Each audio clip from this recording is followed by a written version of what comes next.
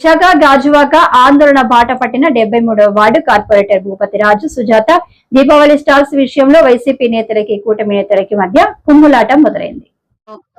ఈ రోజు 73 వార్డులో ఈ రోజు ఆదర్శ గ్రౌండ్ అన్నది చాలా మన ప్రజలందరికీ కూడా నలుమూలల 4 వార్డులు 5 వార్డుల నుంచి కూడా ప్రజలందరూ కూడా ఇక్కడ నివసించేదంటే ఇక్కడ ఆటల పోటీలే కాదు అనేక రకాల కార్యక్రమాల మీద ఈ రోజు ఈ గ్రౌండ్ అభివృద్ధి చెందాలనే ఉద్దేశం మీద నాకు ఎలక్షన్లకి ఈ 73వ వార్డులో నన్ను నియమించగానే ప్రజలందరూ కూడా నన్ను కోరారు. ఏమని గతంలో ఎంతో మంది ఎమ్మెల్యేలు వచ్చారు గాని మంత్రులు వచ్చారు గాని పరిమితం బోర్డులకి అయ్యారు, శంకుస్థాపన చేశారు గాని మాకు ఇదైతే సమస్య తీరట్లేదని చెప్పి ప్రజలందరూ నన్ను కోరుకున్నారు. ఆ రోజు నేను గెలవక ముందే వీళ్ళు కోరుకున్నారు.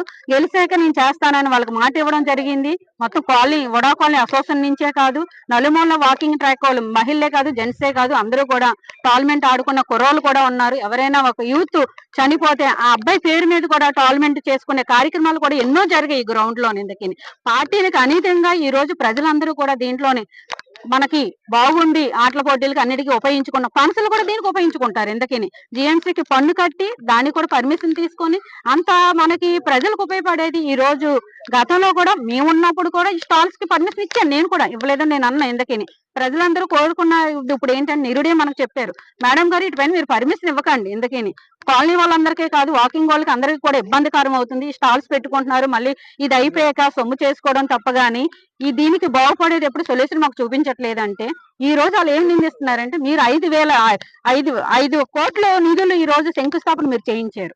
మీరు స్టాండింగ్ కమిటీగా నా స్టాండింగ్ కమిటీ నిధులతోని ఈ రోజు నేను పోరాడి జిఎంసీలో పోరాడి 5 కోట్ల నిధులతోని ఈ రోజు స్టేడియం మొత్తం మీకు బిల్డింగ్ అంతా మీరు ఫోటోలు తీయొచ్చు మీడియా మిత్రులందరూ అని ప్రజలందరికీ తెలియాలి. కాబట్టి ఆదర్శ గ్రౌండ్ అన్నది అంత పబ్లిక్ గా పేరు ఒకటే ఆదర్శ గ్రౌండ్, స్కూల్ కూడా ఉండేది. ఎందుకని అలాంటి తరంలో మనం 5 కోట్ల నిధులు తీసుకొచ్చి ఈ రోజు సాధించామంటే ప్రజలకు ఉపయోగపడాలని చెప్పేసి ఈ రోజు ఆదర్శ గ్రౌండ్ వర్క్ అవుతుంటే ఈ రోజు ఏమో దీపాల సామాన్లకేమో ఈ రోజు ఏమో స్టాల్స్ అన్నిటికీ పర్మిషన్ ఇవ్వడం అధికారులు ఎందుకు ఇస్తున్నారు?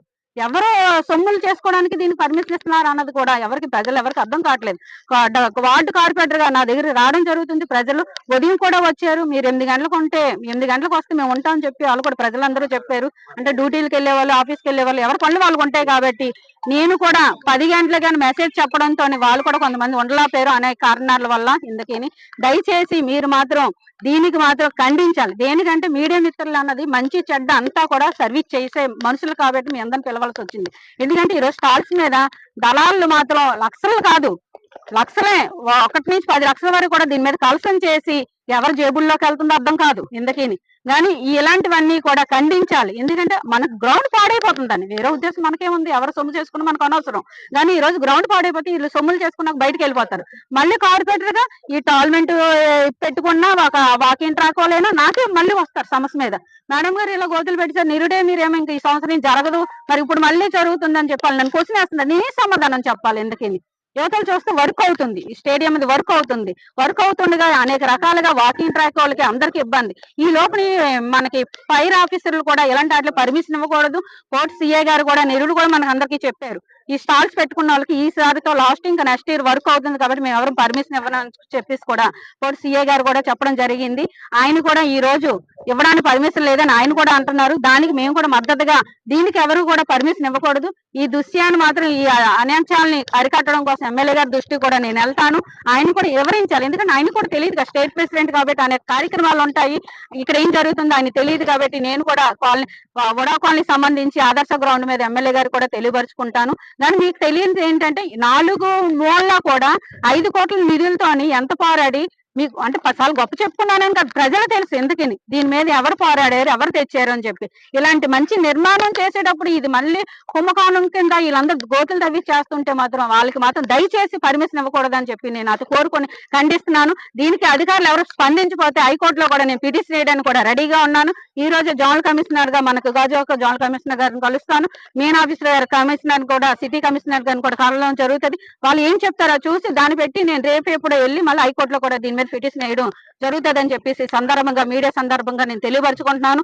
కానీ దీనికోసం మాత్రం నేను పని అవ్వపోయినా సరే దీనికోసం నేను పోరాటం మాత్రం సాధిస్తానని చెప్పేసి మనస్ఫూర్తిగా చెప్తూ ఫైర్ ఆఫీస్ కూడా దీనికి పర్మిషన్ ఇవ్వకూడదని చెప్పి నేను కోరుకుంటూ సెలవు తీసుకుంటున్నాను. ఈ కాలనీ వాసులందరికీ ఈ వార్డు సభ్యులు 73 వార్డు భూపతి సుజాత గారు వచ్చిన సందర్భంగా మీ అందరికీ మనం చేసుకున్నది ఏంటంటే, ఇక్కడ ఈ ఫైర్ వర్క్స్ తాలూకా స్టాల్స్ అన్ని పెడుతున్నారు. అంతకు ముందు ఏం జరిగిందంటే అప్పుడే చెప్పాం, ఇది పెట్టకూడదు నెక్స్ట్ ఇయర్ నుంచి అని. అంటే ఇప్పుడు మున్సిపాలిటీ వాళ్ళు ఎలాగ మరి దీనికి పర్మిషన్ ఇచ్చారో మాకు అర్థం అవ్వట్లేదు. అలాగే కార్పొరేటర్ గారు వచ్చి చెప్తే ఇప్పుడు ఈ ప్రెస్ మీటింగ్ పెట్టడం జరిగింది. ఇది ఎవరిని ఉద్దేశించి పెట్టారో, ఎవరి దగ్గర ఏ డబ్బులు తీసుకున్నారో ఏంటో మాకేం అర్థం అవ్వట్లేదు. ఈ ఈ ఇక్కడ స్కూల్ పిల్లలు, క్రికెట్ ఆడిన చాలా మంది వస్తున్నారు. ఇది ఎప్పుడైనా ఫైర్ అటువంటిది ఏమైనా జరిగిందనుకో చాలా ప్రాబ్లం గా ఉంటుందని మేము అనుకొని ఈ స్టాల్స్ పెట్టొద్దని చెప్తున్నాం. అయినప్పటికీ మున్సిపాలిటీ వాళ్ళు చొరవ తీసుకొని మరి ఎందుకు ఇస్తున్నారో జీవీఎంసీ వాళ్ళు మాకైతే అర్థం అవ్వట్లేదు. మాకు తెలియపరచలేదు, ఏమీ లేదు. అట్లీస్ట్ కార్పొరేటర్ కైనా తెలియజేయాలి కదా. కార్పొరేటర్ కి కూడా తెలియజేయకుండా ఈ స్టాల్స్ నిర్మించారు. అందువల్ల దయచేసి ఈ స్టాల్స్ ని రిమూవ్ చేసేవలసిందిగా కాలనీ వాసుల తరపుని ప్రార్థిస్తున్నాం.